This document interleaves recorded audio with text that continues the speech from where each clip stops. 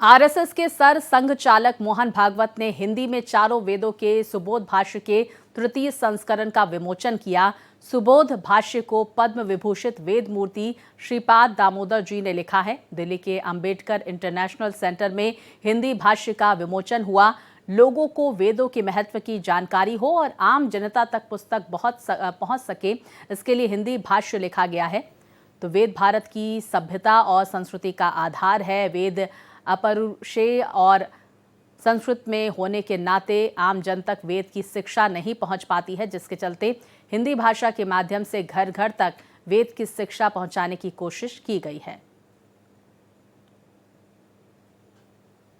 सारी दुनिया ये तो मानती है, सारी दुनिया की सब धार्मिक परंपरा है और विज्ञान भी मानता है कि सृष्टि का पहला रूप ध्वनि था। तो बाइबल में भी कहा है कि पहले वर्ड ही था, वर्ड ही भगवान था। अब माइक्रोस्कोप और इन सब साधनों से ज्ञान प्राप्त नहीं होगा। विज्ञान कहता है कि अब हमको प्रकाश के वेग से ज़्यादा जाने वाला कोई साधन चाहिए।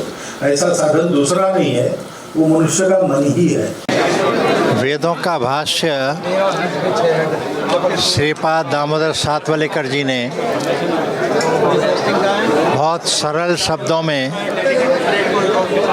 शब्दार्थ और भावार्थ जिस प्रकार से किया, आज विद्वान जगत और वेदों के ज्ञाताओं के बीच में हिंदी भाष्य के रूप में श्रीपाद सातवलेकर दामोदर जी के द्वारा ही सर्वमान्य है।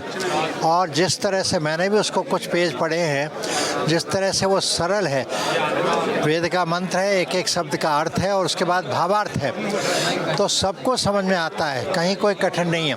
हम दोबारा वेदों को एक नए रूप में, एक नए संस्करण में समाज के सामने प्रस्तुत होते हुए देख रहे हैं। मुझे लगता है कि पूजनीय सर संघ चालक जी के द्वारा विमोचन का ये जो दिवस है, ये जो अवसर है, इस अवसर से सदुपयोग लेते हुए समाज वेदों के पाठ पठन की तरफ आगे बढ़ेगा और उसके ज्ञान को पुनः भारत भूमि में उतारेगा, जिससे हम पुनः विश्व गुरु के अपने स्वप्न को, अपने कदम को, अपने लक्ष्य को पूर्ण कर पाएंगे।